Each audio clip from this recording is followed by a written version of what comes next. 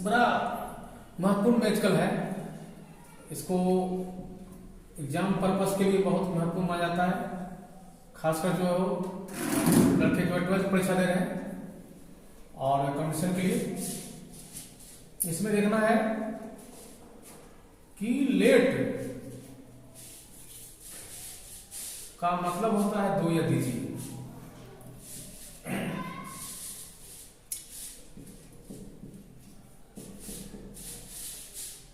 ठीक है, तो अब है कि लेट वाले वाक्य का जो है क्वेश्चन टैग कैसे बनाना है। इसका पैटर्न पहले जान लें। लेट रहेगा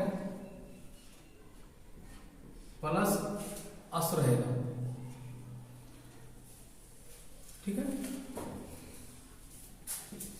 तो इसका क्यूटी मतलब क्वेश्चन टैग चेंज करना है।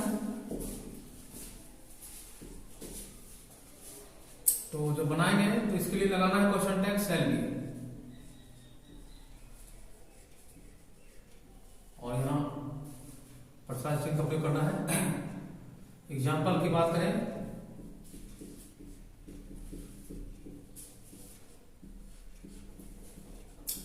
Let us dance,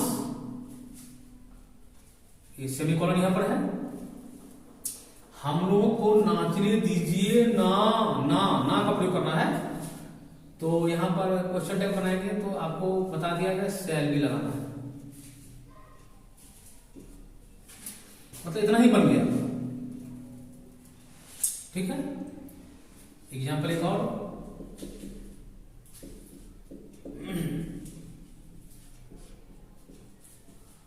let us play का बनाएंगे। आप लोग सोचिए थोड़ी देर के लिए क्या बनेगा। इसी नियम से सेम आपका नियम है। लेट अस प्ले, तो इसका बनेगा, हाँ बिल्कुल सही बताया, शैल बी, बिल्कुल आंकड़ा सही था, एब्सोल्युटली राइट। तो आपका मैजिकल जो है 6 यहां पर समाप्त हो रहा है। अब मैजिकल 7 बता रहा हूं।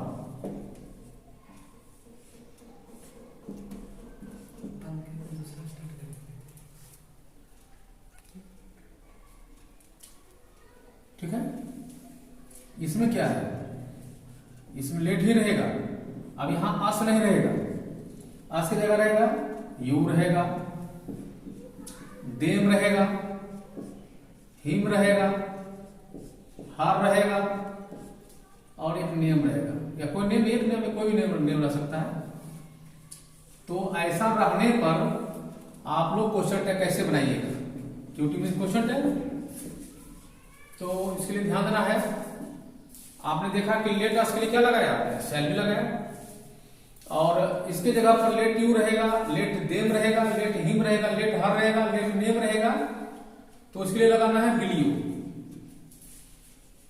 ठीक है, और ये प्रश्नवाचक चिन्ह तो लगाना ही पड़ेगा आप लोग को।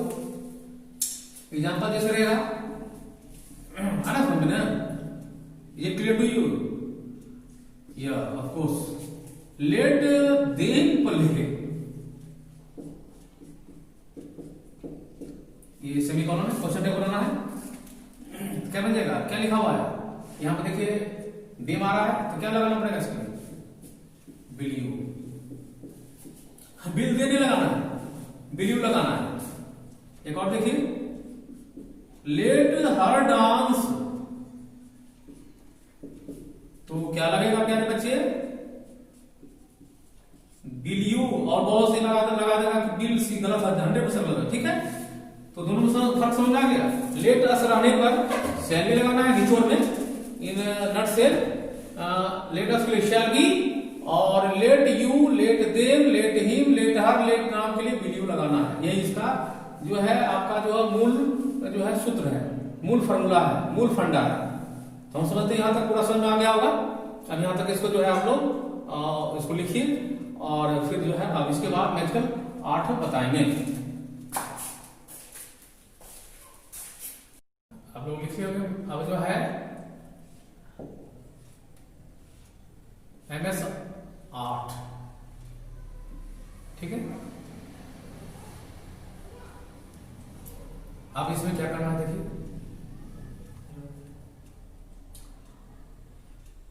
इंपेरेटिव सेंटेंस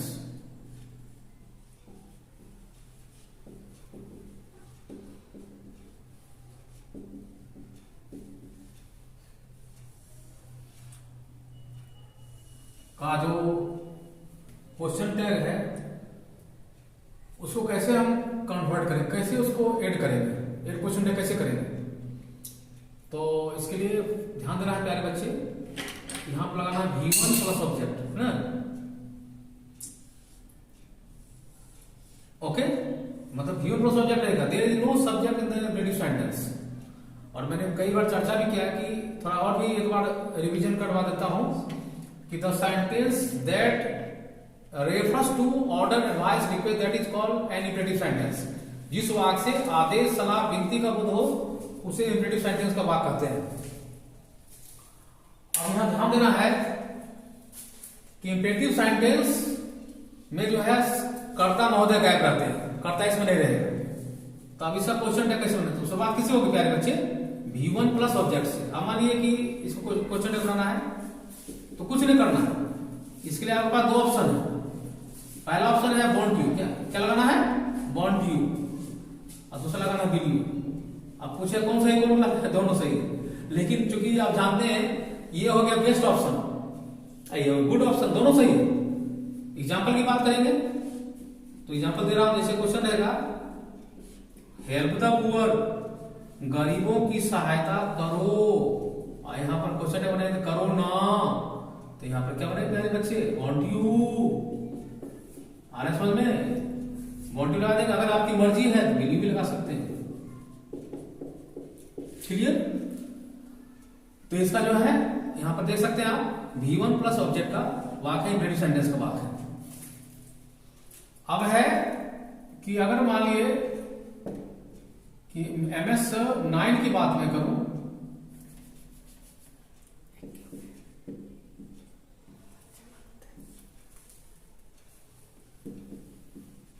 कुछ नहीं करना इसमें, केवल डोंट का प्रयोग करना है। डोंट लगाइएगा, V1 प्लस ऑब्जेक्ट लगाना है। अब इसको क्वेश्चन टैग चेंज करना है, तो क्या करना है प्यारे बच्चे, यहां पर केवल आपका पास एक ही ऑप्शन है, बिलीव लगाना है, और नोट ऑफ इंट्रोगेशन लगाना ही पड़ेगा। जैसे एग्जांपल में बात करूं, डोंट क्लोज द डोर, दरवाजा मत बंद करो। तो क्वेश्चन टैग बनाइएगा तो क्या होगा, केवल बिलीव। आ गया मोटा मोटी समझ में। यहां पर don't plus V1 plus object, जैसा कि आपको MS9 का रहा है, डोंट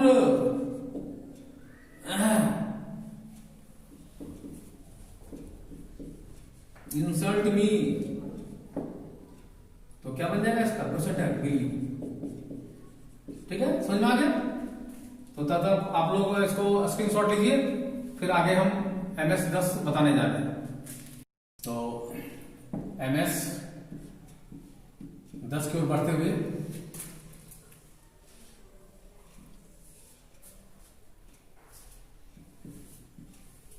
तो माय डियर स्टूडेंट्स, यदि वाक्य इंपेरेटिव सेंटेंस का ही हो और इससे डांट फटकार का बोध हो, डांट में फटकार रहे, डांट फटकार के लिए स्पेशल रूल, एरर भी रहेगा, एरर डिटेक्शन में डांट फटकार हो। डांट फटकार के लिए इंग्लिश वर्ड है रिकमाइंड।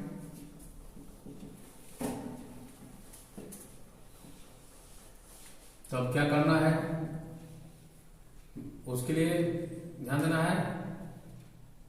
और मजे की बात है कि जहां डांट फटकार का बोध होता हो वहां पर ना बॉन्ट्यू लगेगा ना बिल्यू लगेगा। तो भाई लगेगा क्या, कुछ तो लगेगा ना। तो उसके लिए एक ही चीज लगाना है, जहां देखेंगे डांटना है या फटकारना बोध, किसी को डांट फटकार रहे हैं तो वो अपना सरकार है, अपना राज है, उसमें लगाना है कांट यू। क्या लगाना है प्यारे बच्चे, कांट यू लगाना है। और कांट यू लगाना है तो ये चिन्ह तो लगाना ही पड़ेगा, नहीं तो काम ही नहीं होगा। क्योंकि कैसे जो है आपका गाड़ी कैसे रुकेगी, तो कांट यू लगाना है। कांट यू कब लगाना है, जबकि डांट फटकार का बोध हो। और मैं पहले ही बता चुका हूं कि इसका स्ट्रक्चर V1 प्लस ऑब्जेक्ट रहेगा। अब जैसे चर्चा करें एग्जाम क्योंकि एग्जाम्पल महत्वपूर्ण इसकी कड़ी होती है। एग्जाम्पल ज्यादा ध्यान दीजिएगा। जैसे क्वेश्चन रहेगा कि शट अप हमारे कि कोई लड़का गलती करता है तो आप उसको डांटते हैं, बोलते जा रहा है तो हम तो बोलेगा चुप रहो, और चुप रहो ना भाई, और चुप रहो ना ना दिखना, चुप रहो ना खुद छिपा हुआ है, ये तो क्वेश्चन है, चुप रहो ना। तो यहां पर क्वेश्चन क्या बन जाएगा? Can't do.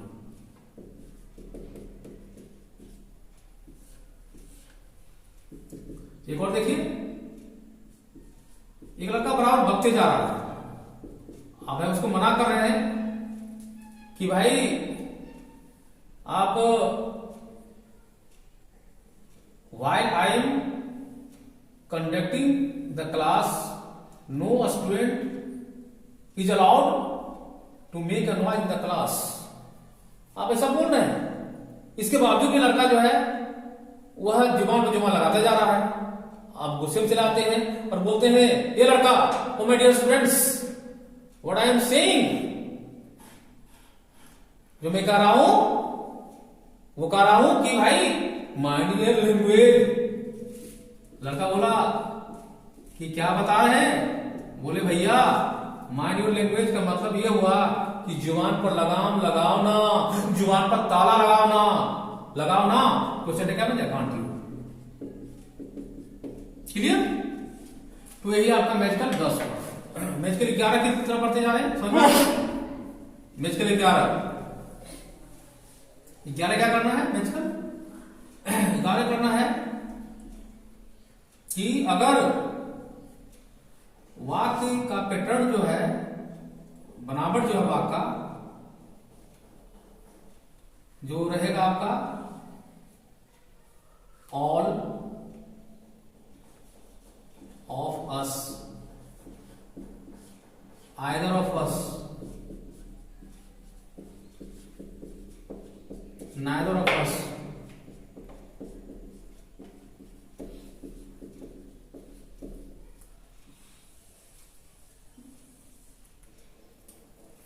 ये काफी महत्वपूर्ण जो है आपका एमएस है, इसको ध्यान देना पड़ेगा। यह एरर के रूप में काम आपको करेगा। तो इसका क्वेश्चन कैसे बनाना है?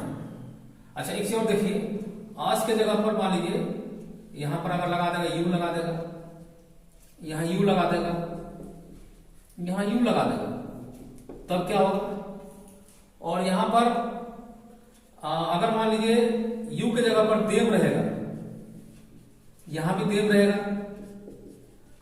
यहां भी देव रहेगा, तब क्या होगा?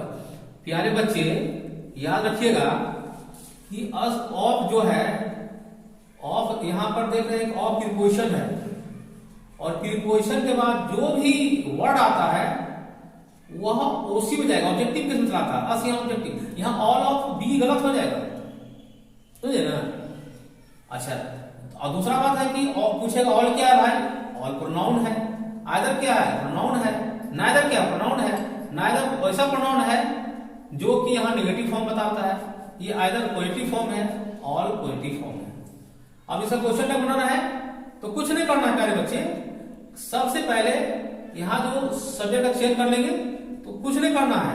अस के लिए अस लगाना है, यू के लिए यू लगाना है, देव के लिए दे लगाना है।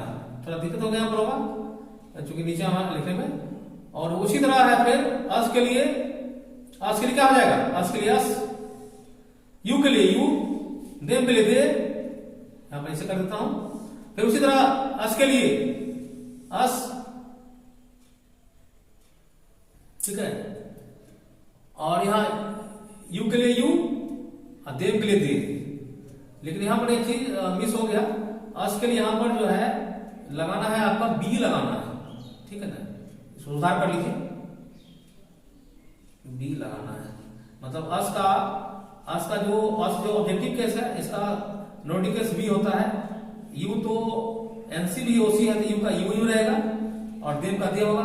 वही सभी के साथ वही नियम लागू होगा, ठीक है? एग्जाम्पल में इधर दे रहा हूं, कोई आपत्ति? एग्जाम्पल में इधर दे रहा हूं, जैसे एग्जाम्पल दे रहा हूं, तीनों के एग्जाम्पल दे रहा हूं, ऑल ऑफ अस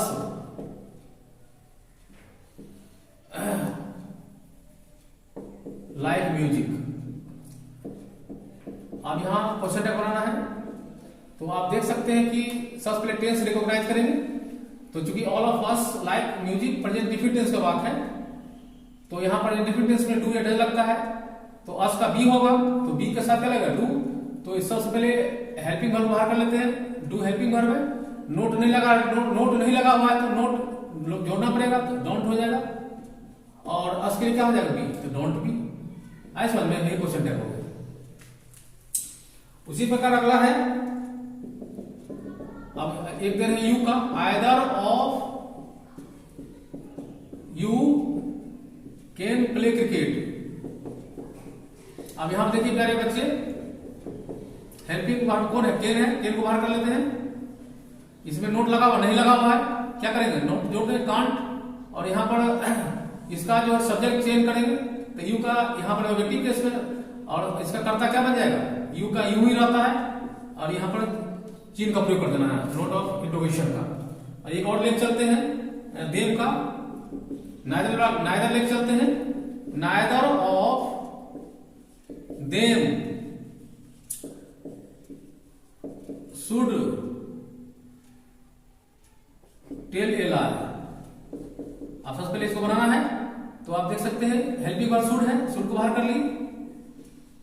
अब देखना है कि वाक्य निगेटिव है या नहीं है, तो वाक्य नाइदर निगेटिव फॉर्म रहता है हमेशा, तो आपको निगेटिव है तो निगेटिव नोट छोड़ देना है, खत्म हो गया। तो उसके बाद देव का क्या हो जाएगा, देव ऑब्जेक्ट है, इसका सब्जेक्ट क्या होता है, दे होता है, शुड दे, ऐसा नहीं।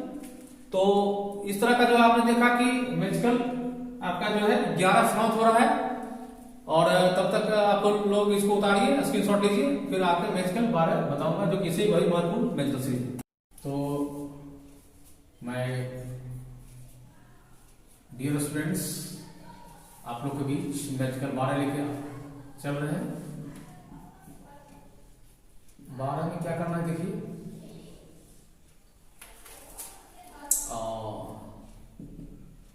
आपका रहेगा इसमें बड़ी वाला रहेगा, कि अगर बड़ी रहेगा और 1 रहेगा तो कैसे उसका सब्जेक्ट चेंज करना है। तो इसलिए सबसे पहले ये बड़ी 1 जो प्रोनाउन का मैटर है, तो इसमें रहेगा एवरीबॉडी, समबडी, नोबडी, एनीबडी,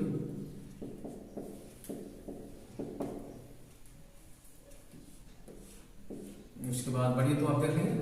अब इसी में 1 जोड़ दीजिए, सब में 1 जोड़ दीजिए, एवरीवन, समवन,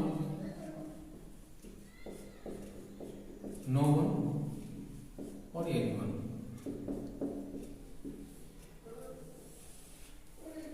ठीक है, अब इसका जो है क्वेश्चन टैग बनाना है, तो सभी के लिए दे लगाना है। कहने का मतलब ये हुआ क्यों लिख देते हैं, एवरीबडी ये जितना भी देख रहे हैं आप वो सब्जेक्ट रूप में रहेगा, ये सभी प्रोनाउन है, तो इसके लिए आपको सब्जेक्ट देना ही पड़ेगा ना प्यारे बच्चे, बिना सब्जेक्ट तो वाक्य बनेगा नहीं, क्वेश्चन टैग बनेगा नहीं। तो सब्जेक्ट जब चेंज करेंगे तो सब्जेक्ट के लिए एवरीबडी हो, समबडी हो, नोबडी हो, एनीबडी हो, एवरीवन हो, समवन हो, नोवन हो, एनीवन हो, सभी के लिए दे का प्रयोग करना है सब्जेक्ट रूप में। अब सवाल उत्पन्न होता है कि सब्जेक्ट रूप में, और इस चूंकि इस सब का जो है दे लगाएंगे, तो अब चूंकि हम जानते हैं दे प्लूरल फॉर्म को बताता है, तो अब इसके लिए कैसे क्वेश्चन क्या करना है, तो ये पता तब चलेगा, दूध का दूध पानी पानी निकलेगा। आपको एग्जाम्पल और पता, एग्जाम्पल देखिए ना, उतना हाथ कंगन को आरसी क्या, एग्जाम्पल देखिए आप, एग्जाम्पल से सारा पता चल जाएगा। जैसे आप देखिए क्वेश्चन है, everybody is the master of his luck.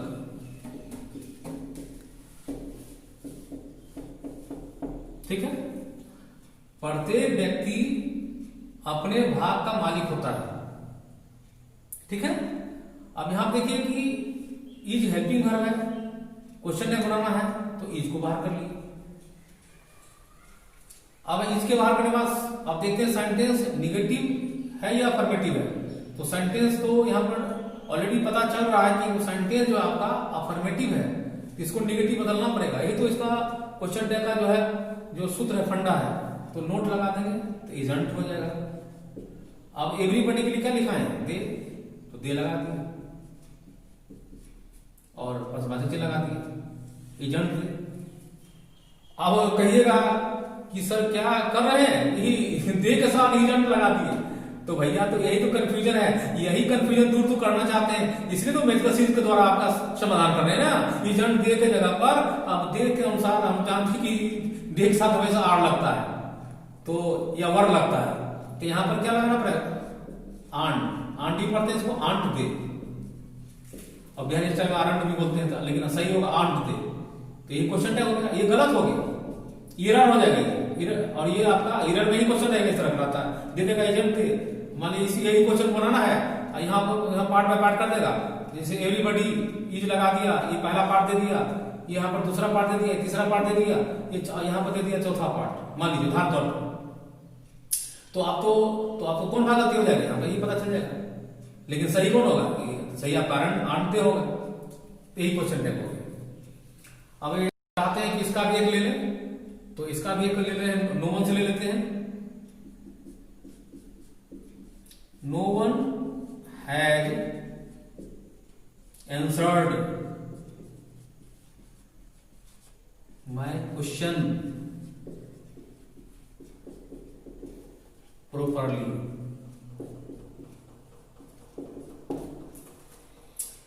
यहां पे देख सकते हैं नो वन आपका जो है सब्जेक्ट है, प्रोनाउन का काम कर रहा है। यहां पर हैज हेल्पिंग वर्ब है, आंसर्ड जो है वर्ब है, माय क्वेश्चन आपका ऑब्जेक्ट है, प्रॉपर्ली एडवर्ब है।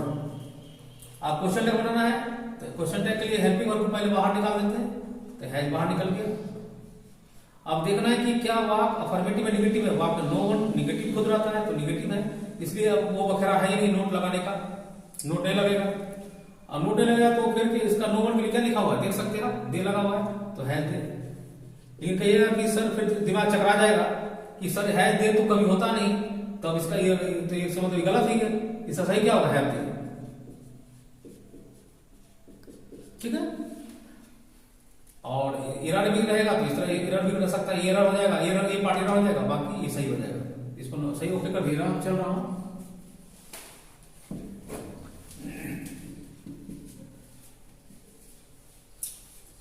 अब आप लोग के मन में एक क्वेश्चन उत्पन्न होता होगा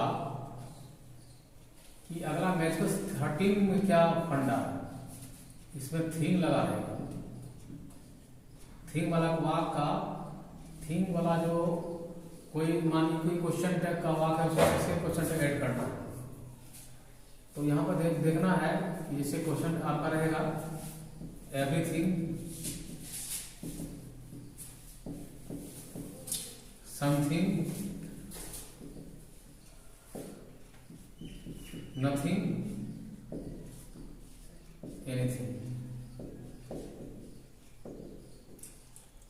ये आपका टोटल प्रोनाउन है, इसके लिए सब्जेक्ट के रूप में इट लिखना है, एवरीथिंग के लिए, समथिंग के लिए, नथिंग के लिए, एनीथिंग के लिए। और एग्जाम्पल की बात अगर करें, हाँ ऐसे रहेगा कि एवरीथिंग इज क्लियर।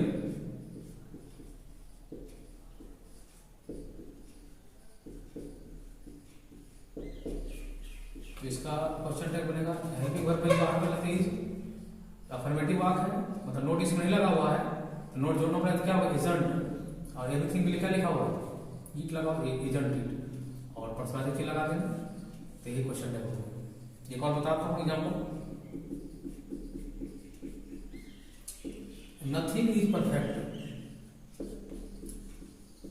कोई चीज पूर्ण नहीं होता है ना, तो इससे हेल्पिंग वर्ब इज को बाहर कर दिए। नथिंग खुद नेगेटिव है तो नोट नहीं लगेगा, इज इट हो जाएगा। ठीक है, तो मैजिकल 13 हो गया और मैजिकल 14 में बताने जा रहा हूं।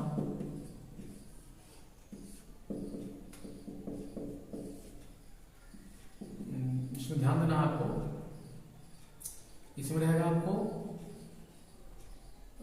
कुछ ऐसे वर्ड होते हैं कि जो हमेशा निगेटिव सेंस को रखते हैं और जब क्वेश्चन टैग बनाएंगे तो वो क्वेश्चन टैग ऑटोमेटिक पॉजिटिव हो जाएगा। उसमें कुछ शब्द ऐसे हैं जैसे नो है, नोट है, नेवर है, लिटिल है, फ्यू है, हार्डली है, स्कार्सली है,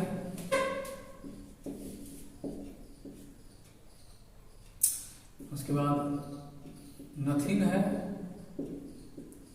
नोबडी है, नो वन है। ठीक है ना, और एक छूट गया आपका सेल्डम, कभी नहीं। ये सब जो शब्द देख रहे हैं वो हमेशा निगेटिव होता है। नो मीन्स नहीं, नोट मतलब नहीं, नेवर मीन्स कभी नहीं। इसको लिख लीजिए, कॉपी कलम निकाल करके। लिटिल मतलब नहीं के बराबर, फ्यू मतलब नहीं के बराबर। लिटिल मात्रा बताती है और फ्यू संख्या बताती है। हार्डली मतलब नहीं के बराबर, स्कार्सली मतलब नहीं के बराबर, नथिंग मीन्स कुछ नहीं, नोबडी मीन्स कोई नहीं, नो वन मीन्स कोई नहीं, सेल्डम मीन्स कभी नहीं। ठीक है, इसको उतार लिया होंगे। और अब जब इसको क्वेश्चन टैग चेंज करेंगे, ये निगेटिव सेंस को दे रहा है तो क्वेश्चन टैग पॉजिटिव बन जाएगा इसका। मैं कुछ इसका एग्जांपल देख बता रहा हूं। I have not a pen, यहां पर हेल्पिंग वर्ब बाहर कर दिए और निगेटिव, नोट खुद निगेटिव है तो नोट लगेगा नहीं, तो क्या बन जाएगा इसका, हैव आई। क्वेश्चन कितना दूर बन गया। ठीक है ना। अब एक लिटिल से बता रहा हूं। Radha has little milk,